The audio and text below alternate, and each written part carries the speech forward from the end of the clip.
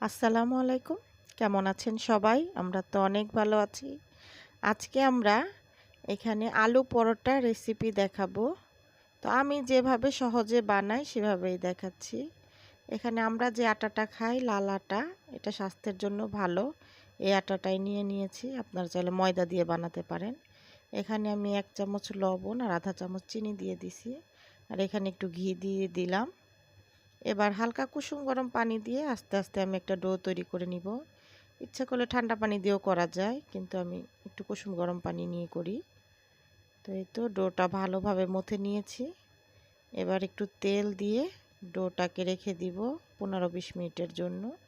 এখানে আমি আলু পরোটার জন্য আলু নিয়েছি। আলুগুলো আমি মাঝখান থেকে কেটে সিদ্ধ করে নিয়েছি। এই তো সিদ্ধ করে ছিলে আমি এটা ভর্তা বানিয়ে নিয়েছি। এবার পেঁয়াজ আর কাঁচামরিচ একটু ভেজে নিব আলু ভর্তায় দেওয়ার জন্য। পেঁয়াজগুলো একটু লাল লাল করে ভেজে নিব। এখানে আমার পেঁয়াজগুলো ভেজে নেওয়া হয়ে গেছে। এখানে আমি লবণ আর একটু চাট মশলা আর ধনেপাতা দিয়ে পেঁয়াজ মরিচটা মেখে নিলাম। অবশ্যই ট্রাই করবেন চাট মশলাটা দিতে, এতে করে ফ্লেভার ভালো হয়। এবার আলু ভর্তাটা ভালোভাবে মেখে নিয়েছি। এখানে আটার ডোটা আমি ভালোভাবে একটু আবার মথে নিলাম। এবার ছোট ছোট লেচি করে আমি এটা বেলে নিচ্ছি। এবার এর ভিতরে আমি আলুর ভর্তাটা দিয়ে পুরটা ভরে নিয়েছি। দেখতেই পাচ্ছেন কিভাবে করেছি। আর একটা করিয়ে দেখাচ্ছি। কুচি কুচি মতো দিয়ে গোল করে নিতে হবে। এই তো এইভাবে আমি সবগুলো পুর ভরে নিব। পুরগুলো ভরার পরে আমি এগুলো একটু বেলে নিচ্ছি। খুবই আস্তে আস্তে বেলতে হয়। আর আমি এখানে আলুর পুরটা একটু বেশি দিয়েছি।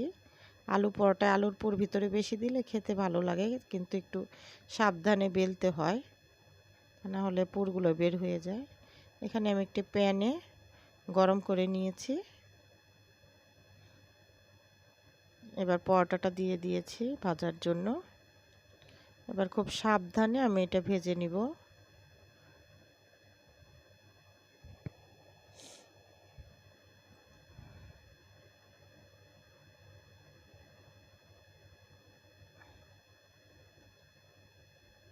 তো আস্তে আস্তে উল্টে পাল্টে পরোটাগুলো খুব ভালোভাবে ভেজে নিব।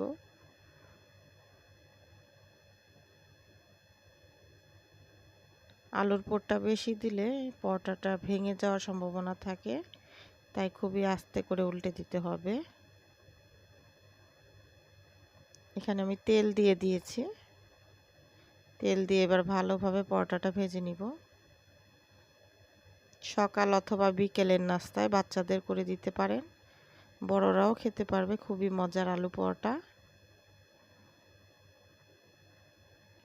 আর যাদের মনে করেন চাট মশলা দিবেন না, তারা ইচ্ছে করলে একটু বিট লবণ, ধনিয়া গুঁড়া আর একটু জিরার গুঁড়া দিতে পারেন, এতেও ফ্লেভার ভালো আসবে।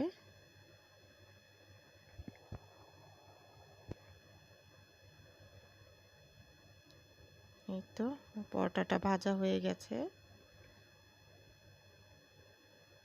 দেখতেই পাচ্ছেন কালারটা কতটা সুন্দর এসেছে।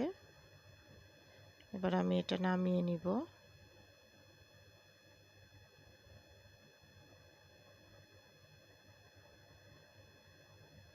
এখানে আমি আরেকটা পরোটা দিয়ে দিছি ভাজার জন্য।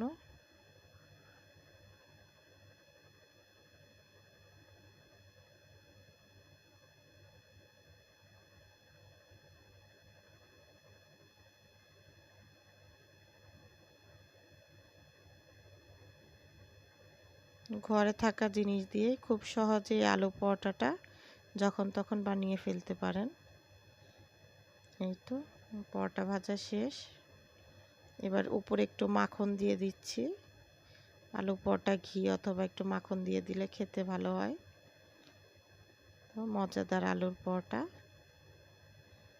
টমেটোর সসের সাথে খেতে আরও বেশি মজা গরম গরম।